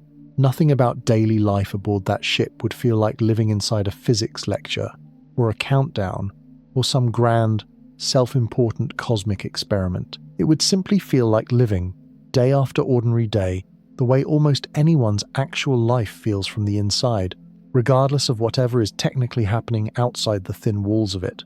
Outside the hull, invisible to anyone aboard, the actual story would already be moving far faster than anyone back home ever fully explained to them before launch. Every single year, logged in, that ordinary, lived-in cabin corresponds to tens of thousands of years passing everywhere else, all at once, all the time, without pause. Earth's surface, its oceans, its entire recognizable shape, would already be sliding steadily toward the distant, scorched future described earlier tonight, while the crew still measured their days in ordinary breakfasts and small domestic routines. Andromeda itself, the destination painted on the side of the ship, the name every one of them signed up for, would already be losing its familiar spiral shape somewhere out ahead of them, mid-collapse long before they'd covered even a small fraction of the actual physical distance. None of that would be visible from inside the ship, not even to the most attentive crew member, staring out the widest window built into the hull. There's no instrument that shows a destination slowly changing shape from millions of light years away in anything resembling real time. The crew would simply keep living their ordinary days. Coffee and shift changes and small, quiet arguments over forgettable things, entirely unaware that the very thing they'd left everyone and everything behind to reach was steadily becoming something else entirely. The whole time they traveled patiently toward it. That gap between what a traveler could actually feel, moment to moment, day to day, and what would actually be true just outside the hull the entire time is where tonight's real answer has been quietly hiding all along, underneath every number, every equation, every reassuring calculation about 30 years and one full human lifetime. You've been handed pieces of it all night, one at a time, spaced out across nearly every segment so far. The physics that makes the crossing possible in the first place, the merger that eventually makes the destination temporary, the accelerating universe that makes almost everywhere else permanently unreachable regardless of anyone's effort. What's still been missing this whole time is the one sentence capable of tying all of those separate pieces into a single, coherent shape. Here's the sentence tonight has been silently building toward, patiently. For you, since the very first mention of a blueshift back in the opening minutes. Every single calculation offered in this episode silently assumed that reachable meant something fixed and stable, a single, unchanging fact about a place that either holds true or doesn't, once and for all. That assumption was the actual mistake buried underneath everything else. Not a careless one, an almost invisible one, buried so deep in the ordinary, everyday meaning of the word reach that it took an entire night's worth of careful physics to properly expose it for what it was. Reachable was never a permanent property belonging to a place. It was a narrow, temporary window, open for exactly as long as two separate clocks happened to agree with each other. The clock measuring how fast a traveler could physically cross the distance, and the clock measuring how long the destination itself would still resemble the thing that made the trip worth taking in the first place. Andromeda's window happens to be unusually generous, wide open, by the standards of tonight's sky. 30 years of ship time buys entry, a bargain compared to almost anywhere else you could possibly name. But the far end of that window isn't fixed either, and every fact gathered since the halfway point of this episode has been steadily narrowing it from the other direction. The merger, the dissolving spiral, the two black holes finding each other patiently in the dark. A locked door doesn't capture it properly, either permanently open or permanently shut for good, one fixed state forever. A tide rising and falling on its own schedule comes far closer to the actual shape of it. Tides come in. Tides go back out. On a rhythm nobody standing on the shore gets to renegotiate. Standing on the right patch of shore at the right particular hour matters just as much as simply knowing the ocean is there at all. Andromeda's tide happens to be coming in, tonight, right now, for anyone leaving soon enough and moving quite fast enough to actually catch it while it still lasts. It will not stay in forever. And it was never, under any model, going to. Rewind all the way back to the very first blueshift. The one measured patiently in 1912 by a man with no idea what a galaxy even was, and the whole shape of tonight's answer was already latent inside that single number, waiting patiently for over a century to be fully understood by anyone. Not a fact about distance, in the end. A fact about two separate clocks, ticking at two different speeds, whose brief overlap defines the entire practical difference between impossible and merely difficult. Every other galaxy in tonight's sky lost that overlap to an accelerating horizon, a clean, mathematical severance with a name and a known cause behind it. Andromeda is losing it to something slower and far stranger. Not distance running away from anyone, but the destination itself steadily ceasing to be a fixed point worth the word there by the time anyone could plausibly arrive to claim it. Go back, for a moment, to the 4 questions you were handed at the very start of tonight's first real segment. Back before any of this had a proper name attached to it, back when the hook was still fresh and none of the answers had arrived yet. Could a ship really outrun a galaxy already falling toward us? Yes, it turns out. A relativistic ship built around a steady one gravity of continuous thrust closes that entire gap inside a single human lifetime. Using physics nobody serious currently disputes, math that has held up for over a century of testing. What would that journey actually cost the people aboard, measured honestly in their own remaining years? 30 years, roughly, spent living an otherwise ordinary life at sea in the dark, and every single relationship they ever had before launch, permanently, with no version of the story where a letter home ever arrives back in time to matter to anyone who sent them off in the first place. Is there a hard boundary the universe itself enforces somewhere out there, one no amount of propulsion or funding could ever hope to cross? Yes, there is. It sits just past the edge of the local group, drawn tight by an accelerating universe that already puts most of tonight's visible galaxies permanently out of reach. Light included, regardless of anyone's ambition, patience, or cleverness. And does Andromeda's exemption from that particular boundary ever expire? Not from the same cause as everything else, from a slower one instead. A collision so patient it spends billions of years quietly dismantling the very thing a traveler would have originally set out to find, whether or not the underlying gravity holding the local group together ever loosens its own grip somewhere further down the line. 4 honest questions, 4 honest answers, each one smaller and far stranger than it looked from the outside at the very start of the night. None of them, in the end, turned out to be about Andromeda specifically. Not really, not underneath the surface. All 4 turned out to be about what the word "there" is silently allowed to mean. Once enough time and enough accumulated distance get added to any promise worth making. Notice too, for just a moment, what none of those 4 separate answers actually required in order to hold together properly. No brand new law of physics conveniently invented for the occasion. No exotic material that doesn't already exist somewhere in a textbook. No convenient loophole anywhere. No cheat. No unexplained miracle secretly smuggled in, just to make the numbers work out cleanly in the end. Every answer tonight came from physics already trusted, already tested, already sitting comfortably in the same equations scientists have relied on for generations. The strangeness was never hiding in the mathematics itself.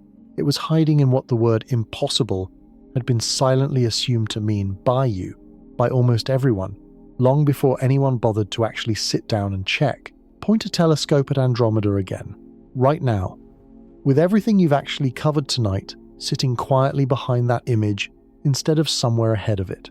The same blue-shifted light lands on the same glass it always has. The same faint, familiar spiral still hangs there, patient, approaching, exactly as it did at the very start of this episode. Except it doesn't mean quite the same thing anymore. Not after everything patiently covered since. At the start of tonight, that blue shift looked like a simple exception. A lucky galaxy breaking the universe's only rule, a destination somehow exempt from the slow disappearing act consuming almost everything else in the visible sky. It still is an exception. Measured against tonight's sky specifically, gravity still winning its local argument for now. But the light itself was never actually carrying a promise that anything out there would stay fixed long enough to be reached exactly as photographed, exactly as it looked the moment someone first fell in love with the idea of going there. It was only ever reporting a single moment, one frame lifted out of a very long, very patient process of arrival and dissolution happening at the same time, on the same overlapping schedule, for reasons that have nothing whatsoever to do with anyone watching silently from Earth tonight. The galaxy itself hasn't changed one bit since the start of tonight. The understanding of what its light was actually saying has changed instead. Quietly, underneath you, one careful segment at a time. That's usually how the deepest, most lasting revisions actually work, in science and in almost everything adjacent to it. Not a brand new fact arriving to dramatically overturn an old one, but an old, familiar fact finally read correctly, all the way to the very end of the sentence it had always been in the middle of completing. Vesto Slifer never once saw any of this actually coming. Sitting alone with his slow, patient exposures back in 1912, he measured a single number, checked it twice over, and softly moved on to the next faint smudge of light waiting patiently in line behind Andromeda. He had no way of knowing his patient, unglamorous measurement would eventually unfold into black holes merging, spiral arms unwinding into streamers, an entire accelerating universe slowly erasing most of the sky. He was simply doing careful, unglamorous work on a cold winter night, with whatever instruments happened to be available to him at that particular time in history. Everything covered since then is just that same small number, given enough time to reveal what it had actually been carrying all along. Consider, for a moment, what that means for anything you might personally notice and steadily dismiss tonight as small or purely technical or simply not worth lingering on for very long. Most of it probably is exactly that, but some faint measurement, somewhere, taken by someone patient enough to trust it, is silently waiting its own turn to mean something considerably larger than it currently looks. There's a small, almost funny detail worth setting next to everything covered so far tonight, the kind of fact that earns a genuine laugh once its timing actually sinks in. Both Voyager probes, the same slow, sturdy machines that would take something like 44 billion years to physically drift as far as Andromeda, are carrying golden records aboard them. Greetings recorded in dozens of languages. Music, photographs, even instructions for how to play the whole thing back properly, all engraved in case some distant civilization ever happens to intercept either spacecraft drifting through the dark. It's a genuinely lovely gesture. It's also, considered honestly against tonight's numbers, one of the least efficient letters ever mailed by anyone in the history of mail. At Voyager's actual cruising speed, the odds of either probe passing anywhere near another star system at all, let alone a populated one, within the next several million years, are vanishingly small. Small enough that most mission scientists never seriously expected first contact to be the point of the exercise at all. And even in the unlikely event some future civilization does eventually find one, drifting gently through their own patch of sky, they'd be reading a greeting recorded by a species whose ordinary lives, whose entire recognizable civilization, and quite possibly whose entire species, would already be almost unimaginably old news by the time the envelope was finally opened. None of that makes the golden record a mistake exactly.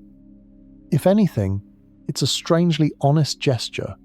Once you actually sit with it properly, a species reaching out anyway, fully aware the letter would take considerably longer to arrive than the species sending it was ever likely to last, choosing to mail it regardless of the odds. There's something almost stubbornly hopeful buried underneath that impractical math. Something worth admiring rather than mocking. Keep that small, slightly absurd image somewhere in mind. It's the exact same shape as everything else covered tonight, just told smaller, with a record player softly attached to it. Somewhere, a committee actually debated which sounds deserved a place on that record. Whale song, a heartbeat, a kiss, laughter, the sound of a train, a greeting recorded in a language nobody outside one small village still speaks fluently. They argued, revised, argued again, and eventually settled on a version of humanity small enough to fit on a phonograph disc, sent outward on a machine that will very likely outlast the species that built it by a margin too large to comfortably picture. You could probably guess a few of the sounds they chose without ever having heard the record yourself. That instinct, oddly enough, is doing the same job as everything else in tonight's episode, reaching for something you already half know, and finding out it's stranger and more specific than you assumed. That's one more small image to carry alongside everything else tonight, before the last few threads still left hanging get their turn, a species mailing a letter it already knew, mathematically, would almost certainly never be read by anyone at all, and sealing the envelope anyway, out of something closer to stubbornness than hope. Here's the very last thread worth pulling, gently, before tonight's episode finally lets go of you entirely. Every atom heavier than hydrogen or helium sitting inside a human body right now, the calcium built into bone, the iron carried through blood with every heartbeat, was forged inside a star that finished burning long before the sun ever existed, then scattered outward violently in that star's own death. Andromeda is made of the same handful of elements, forged the exact same way by countless stars that mostly died before Earth was anything more than loose debris, circling a young, unremarkable Sunday. That's not some flattering coincidence dressed up as poetry purely for the sake of a nicer ending to the night. It's the same underlying chemistry, the same handful of nuclear furnaces running everywhere across the universe under the exact same physical laws. Whether the resulting atoms end up arranged into a galaxy, a star, a planet, or a person quietly listening to an episode about one of them, the distinction between here and there that this whole night has been carefully taking apart, piece by piece, was never really a distinction about different kinds of material in the first place. It was always the same material, the same distant origin, organized into different temporary shapes and separated by nothing more fundamental than time and distance, both of which turned out to be considerably stranger than either one first appeared to be. Scientists sometimes phrase this as "you are made of star stuff," a line repeated so often in this genre that it risks losing its actual weight through sheer overuse. Strip the phrase back down to what it's actually claiming, though, and it holds up under real scrutiny. The specific atoms arranged into a working nervous system capable of feeling anything at all about a galaxy tonight were, at some earlier point, arranged into the interior of a star that no longer exists. Not a metaphorical kinship, offered for comfort. A literal, traceable, physical one, verified by the exact same spectroscopy that first caught Andromeda's blueshift back in 1912. Andromeda's light lands on a telescope tonight, carrying the story of stars that share a direct, physical origin with the calcium in your own bones, forged in furnaces separated from Earth by 2.5 million years of travel and no meaningful difference in kind. Whatever eventually happens to that galaxy, the merger, the dissolving spiral, the far future emptying out around whatever eventually gets built from its remains, none of it changes that shared origin one bit. It only changes the temporary shape that material happens to be wearing at any given moment, on any given night, for as long as anyone happens to be around, watching, and calmly asking questions about where any of it actually came from in the first place. That shared origin is easy enough to state out loud, and considerably harder to actually fully feel on most ordinary nights like this one. Tonight might turn out to be one of the rare exceptions. If any of the last few hours actually landed the way they were always meant to. Here's a small detail that rarely makes it into any casual conversation about Andromeda, mostly because it takes specialized astronomical equipment to actually notice properly in the first place.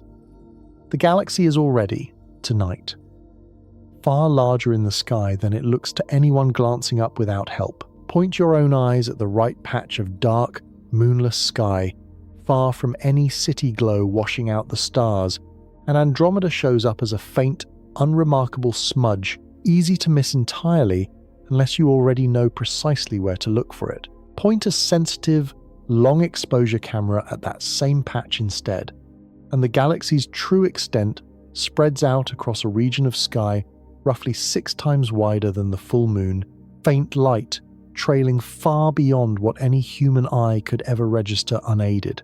Most of Andromeda has been sitting in plain view this entire time, invisible only because it is far too dim for an ordinary human retina to properly catch, not because it is actually too small to matter to anyone.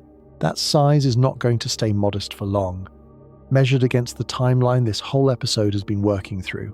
As the approach continues, as those 250,000 miles an hour keep closing the gap, Andromeda's apparent size in Earth's sky grows along with it.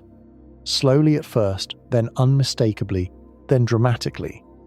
Long before any actual physical collision, hundreds of millions of years out from tonight, the galaxy will have swollen from a faint smudge into an unmistakable feature of the entire night sky, visible without any equipment at all, changing the shape of the stories told about it long before a single star ever gets rearranged by the merger itself.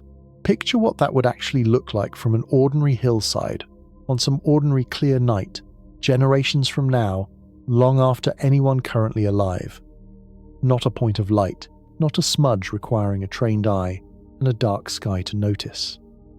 An entire second structure, spiral arms and all, spreading slowly across a growing share of the visible dome overhead, sharing the sky with the Milky Way's own band. The way two rivers share a single valley before they finally meet. Anyone standing under that particular sky, generations from now, would have no need for a telescope or a careful explanation, or an episode like this one, to understand that something truly enormous was approaching them directly. The evidence would already be directly overhead, plain enough to read without a single instrument. Whoever eventually looks up and sees that swollen, unmistakable shape overhead will be seeing something none of tonight's own telescopes, however powerful and sophisticated they happen to be, have ever managed to capture in quite the same way. Not evidence of a distant galaxy studied carefully from far away, but a genuine neighbour, close enough to read by eye alone, in the most literal sense that particular word has ever actually been used by anyone standing on this planet. Every calculation offered tonight about the relativistic ship assumed a crew willing to accept it. 30 years, one direction, no possibility of return, no chance of ever again speaking to anyone who stayed behind. That crew isn't hypothetical, in the sense of being unimaginable to you, or impossible to picture as real people with real lives left behind. History already has rough drafts of exactly this kind of choice, made by ordinary people who had far less information than tonight's episode has handed you about what they were actually agreeing to. Sailors on some of the earliest long ocean voyages left home understanding, correctly and with real evidence to back the fear, that a meaningful fraction of them would never see it again, and that even a successful return might arrive years after anyone waiting for them had already given up or simply moved on with their own life. Proposals for one-way missions to Mars, seriously discussed among engineers and mission planners in recent decades, drew thousands of genuine volunteers, each one weighing a permanent, one-directional departure against whatever pulled them toward going anyway. None of those comparisons matches tonight's numbers exactly, and it would be dishonest to pretend otherwise. The gap being crossed here isn't measured in years, or in a single planet's worth of distance, or in anything a returning ship could realistically close again. It's measured in millions of years, on the far side of which absolutely nothing recognizable, not a language, not a single remembered name, would remain waiting for anyone to come home to. And yet the shape of the choice stays oddly familiar. Someone, eventually, actually weighing a real offer to cross that gap, would have to decide whether the destination itself, however temporary, however doomed to dissolve into a merger somewhere along the way, was actually worth the departure, this total, this permanent, this far beyond anything an ordinary life prepares a person to consider. History suggests, gently, that the answer wouldn't automatically be no. People have volunteered for smaller versions of exactly this bet before, with far less time to think it over and far less honesty about the odds involved. Nobody currently has to actually make that decision, and nobody currently alive ever will. The ship doesn't exist yet, and won't for a long while, if it ever gets built at all, given everything already covered tonight about the energy, the shielding, and the sheer political will such a project would demand of an entire civilization working together across generations. But the fact that the question already has a recognizable shape, one history keeps producing in miniature, generation after generation, says something worth sitting with about what tonight's episode has really been asking the entire time. Not whether the physics works, because it does, but whether anyone would actually choose it, eyes fully open, knowing exactly what it costs and exactly who gets left behind to absorb that cost. History offers one more small detail worth keeping in mind here. Most of the people who took those earlier one-way bets, the sailors, the explorers, the early volunteers for missions nobody had fully thought through, were not chasing the destination itself so much as chasing the act of leaving. The place mattered. The leaving mattered more. Whatever eventually gets decided about a ship bound for Andromeda will probably follow the exact same quiet pattern, whether or not anyone building it ever says so out loud. It was never one number away, waiting patiently in the dark to be crossed. Not because a ship couldn't close that distance. A vessel built around a steady one gravity of thrust really can cross it inside a single human lifetime, using physics nobody serious disputes and has been able to for over a century of trusted equations. It was because that same crossing severs every return, every letter home, every chance of an answer arriving in time to matter to anyone who sent it. Because the destination itself spends the whole trip dissolving, its spiral unwinding, its two black holes finding each other in the dark, until the place a traveller set out stops being a place at all. And because the very gravity holding it close enough to reach in the first place is itself a kind of loan, currently being repaid in full, against a universe that has not yet finished deciding how that account eventually closes. Impossible was never really a matter of distance or of return, it was a matter of timing. Quietly, the entire time, whether a place would still exist to arrive at by the time anyone actually got there. That's true of Andromeda specifically. Tonight, in this particular sky, it's likely true, in some shape or another, of far more of tonight's sky than anyone watching has had any real reason to consider before now.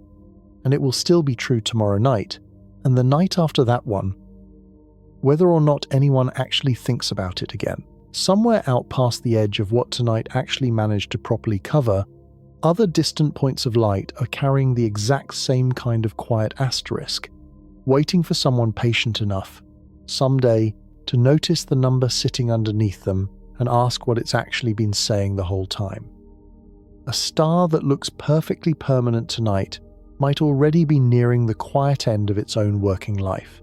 A pair of galaxies that look entirely unrelated from here might already share a gravitational future neither one has bothered to announce yet. The sky rewards exactly the kind of patience Vesto Slifer brought to a single faint photographic plate back in 1912. Enough to sit with one small, quiet number long enough to actually let it finish saying what it meant. However many decades that turns out to take, every single galaxy near us is still fleeing outward tonight. Redshifted, dimming steadily into the dark, exactly as it was at the very start of this episode. Andromeda is still not.